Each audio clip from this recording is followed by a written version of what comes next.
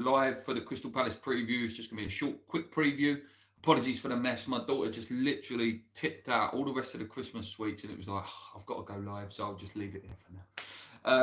So Crystal Palace, guys, 14th in the league.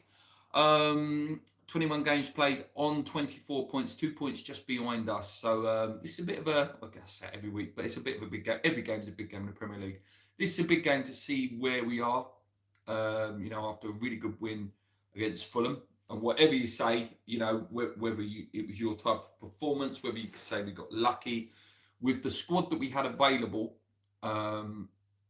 and the fact that they were on such a long undefeated run, Fulham at the time, if they would have beat us, it would have broke their record, which usually happens against West Ham. Teams break their records. The fact that we stopped that, the fact that we got the win, and really pulled away, and probably one more win, and we're more or less safe. And if we can win this one, and we're on 26 points in a minute, so that puts us on 29. You only point behind Fulham if results go our way again. And then you're looking and you're thinking, maybe we could get a top 10 finish. Maybe, if everything went right and everything played into our hands, it could work out. In terms of them guys, like I say, on Wednesday, they beat Leicester 2-0. Leicester are terrible. So, you can't take much out of that game, really. Goals from Mateta and Mark Gahey as well. Before that, in the FA Cup, they won 1-0 against Crystal Palace. Before that, a 1-1 draw against Chelsea. That is a good result. Before that, 2-1 win against Southampton, 0-0 against Palace, 5-1 loss to Arsenal, 3-2 loss to Arsenal. So, yeah, they're okay. They're doing okay. They're doing okay. It's a typical sort of Palace season. Last time we played them was back in August, 24th of August, and we won 2-0. Shock result, West Ham actually won a game, a rare win under Lopetegui. Goals from Souček and Jarrod Bowen in that game. Like I say, a rare win for us this season. Before that, 3-1 last season at their ground, 5-2 at their ground, horrendous game. Last season, this game was 1-1. Before that, 4-3 to them, 2-1. So, yeah, it's a game of worldies as well. That's one thing I always say about this game. Whenever I do this preview, I always say it's a worldie game. You always get a worldie goal in this game. Payet's free kick, Andy Carroll's scissor kick. Even for them, Ayew scored that worldie against us in this game. There's always good game. Do you remember Lanzini's goal as well? Where he sort of went boom, boom, boom off his foot and then curled it into the top corner. That was a good one. Lanzini also scored another one against Palace a few years before that, where it was just a fantastic cross whipped into him, and he took it first time on the touch. Always great goals in this game, and I hope it's us. I hope we get the worldie this year, and go on, and get another win and really build on the confidence and this belief that we've got under Potter at the minute. In terms of their strengths, guys, they're very good at attacking set pieces. They're very, very good at that. Creating long shot opportunities, creating scoring chances, protecting leads and stealing the ball. Their weaknesses is keeping possession, finishing their chances and defending against the through ball. They like to take loads of shots, loads of long shots, and they play the long ball quite a lot. They tap through the middle and they like to play in their own half, guys. So let's look at how they've been lining up recently. Usually played a 3-4-2-1 with Henderson in goal. Gay, great defender. Lacroix, who they picked up from the Bundesliga, really good, fast centre-back. Richards makes up the three.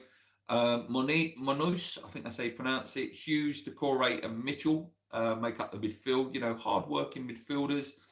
And then the Mateta's a really good player, and then obviously Eberechi Eze is absolutely fantastic player. Mistake that West Ham made, maybe not signing him all them years ago. But then I say that Ben Rama scored the penalty in the final. If we wouldn't have signed him, wouldn't have scored the penalty. Ifs, muts, maybes. He's a fantastic player. I'm sure he will.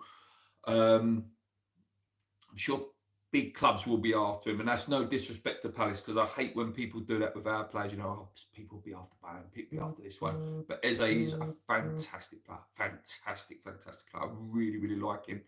And then obviously Sar's the other one as well on the other side.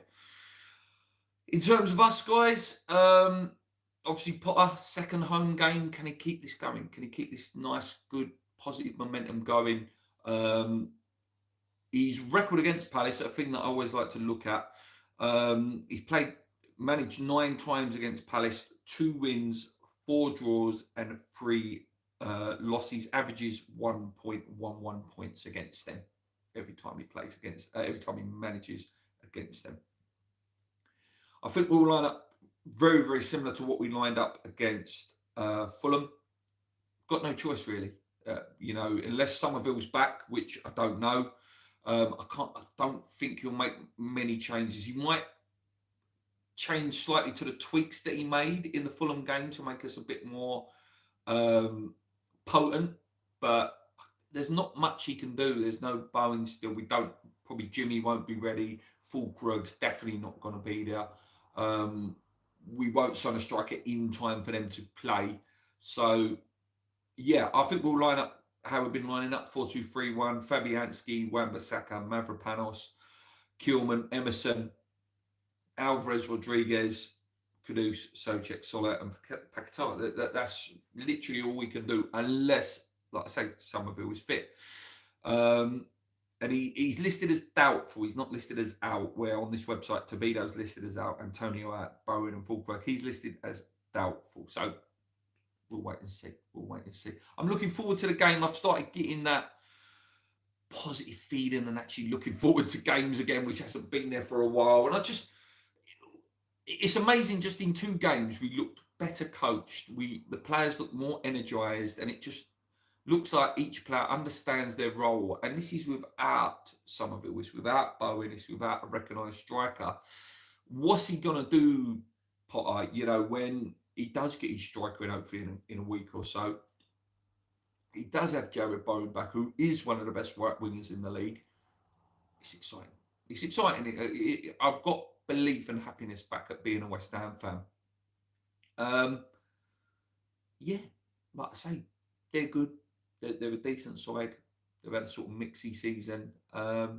Few players there that, you know, Mark Gahey, great defender, I don't know whether he wanted to move, but Newcastle were heavily linked with him. We can get at them, you know, if we play the clever press that we've been playing the last 2 games, you know, that mid block, but the press is controlled, and, you know, hustles and forces errors. I think we've got a good chance, and I think we should. If we are really looking to turn that corner, and we're trying to show that we have, I think this is a game we have to win. And 2 wins on the bounce would be good. It'd be the first time we've done it this season. And it'll just give you hope that we can push up that table and, you know, start really looking up rather than looking over our shoulder. I'm going to leave it there, guys. Thank you so much for watching. I'll be back with a review and stuff.